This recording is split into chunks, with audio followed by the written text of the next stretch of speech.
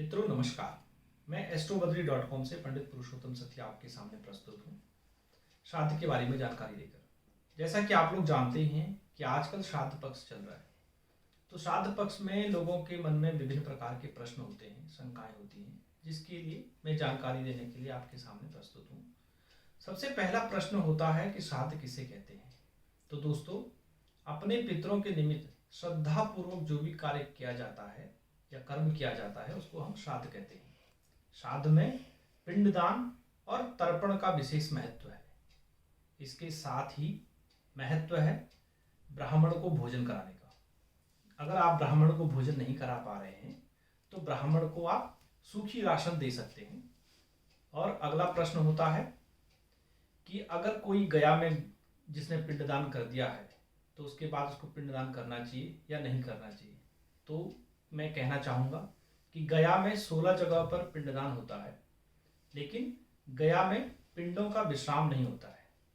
गया में श्राद्ध करने के बाद अगर कोई बद्रीनाथ में श्राद्ध करता है तो पिंडों का विश्राम कहा जाता है, लेकिन उसके बाद भी मनुष्य को अपने पितरों के निमित्त तर्पण अवश्य करने चाहिए, अगर आप पिंडदान ना भी करें तो। अगला प्रश्न होता है कि श्राद्ध कितने प्रकार के होते हैं। तो दोस्तों, अलग अलग शास्त्रों में श्राद्धों के अलग अलग प्रकार दिए हुए हैं, लेकिन प्रमुखतः 4 प्रकार के श्राद्ध होते हैं जो सभी मनुष्यों को अवश्य करने चाहिए। इसमें एक पार्वण श्राद्ध होता है, जो श्राद्ध पक्ष हैं अभी आजकल चल रहे हैं, उसमें जो श्राद्ध किया जाता है उसको पार्वण श्राद्ध कहते हैं। और अगर मनुष्य की मृत्यु की तिथि में, मनुष्य की जिस माह में मृत्यु हुई हो और उस माह की उस तिथि को अगर श्राद्ध किया जाए तो उसको एकोत्तिष्ठ श्राद्ध कहते हैं।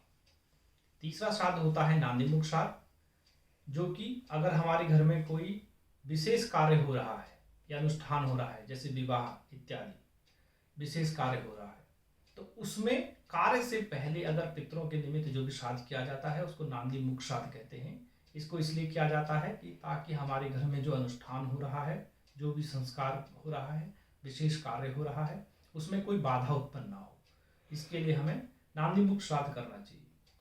और चौथा प्रमुख श्राद्ध है कि अगर हम किसी तीर्थ क्षेत्र में यात्रा कर रहे हैं, तीर्थ या धाम की यात्रा कर रहे हों, तो वहां पर अपने पितरों को अवश्य याद करना चाहिए और उसके बाद उनका श्राद्ध करना चाहिए। अगला प्रश्न होता है कि श्राद्ध करने का अधिकारी कौन है। तो मैं कहना चाहूँगा कि अगर किसी की माता या पिता की मृत्यु हुई हो तो वो श्राद्ध करने का अधिकारी होता है और उसको श्राद्ध अवश्य करने चाहिए। अगला प्रश्न आता है कि श्राद्ध क्यों करना चाहिए या उससे क्या फल मिलता है। तो मैं कहना चाहूँगा कि श्राद्ध अवश्य करना चाहिए। श्राद्ध पक्ष में कहते हैं कि हमारे पितृ देवता जो हमारे पितृ होते हैं वो पृथ्वी लोक पर आते हैं और बड़ी आशा भरी नज़रों से हमारी तरफ देखते हैं कि हमारे वंश में कोई ऐसा पुत्र उत्पन्न होगा जो हमारा श्राद्ध करेगा। और अगर कोई मनुष्य अपने पितरों का श्राद्ध नहीं करता है तो वो लोग उससे रुष्ट हो जाते हैं, पितृ लोग रुष्ट हो जाते हैं और श्राद्ध पक्ष के अंत में उनको श्राप देकर अपने लोग वापस चले जाते हैं।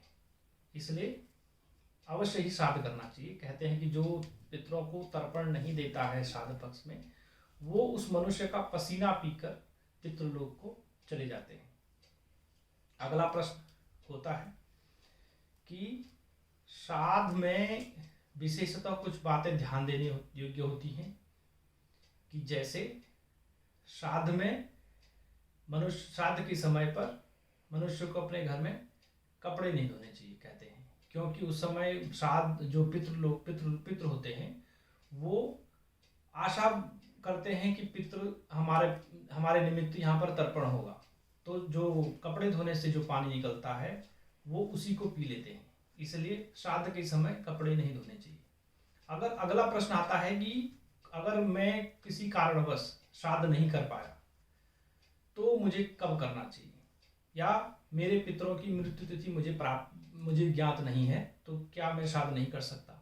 तो इसके लिए प्रावधान है कि जो अंतिम श्राद्ध होता है श्राद्ध पक्ष का, सर्वपितृ अमावस्या कहते हैं उसे, उस दिन ऐसे पितरों का श्राद्ध होता है जिनकी मृत्यु तिथि हमें ज्ञात नहीं होती है या हम उनकी तिथि पर उनका श्राद्ध किसी कारणवश नहीं कर पाए। तो ऐसे लोगों का या ऐसे पितरों का हमें श्राद्ध अमावस्या को करना चाहिए। अगर आपकी कोई और शंका या और कोई प्रश्न आपके मन में हो तो अवश्य जानकारी दें। धन्यवाद। नमस्कार।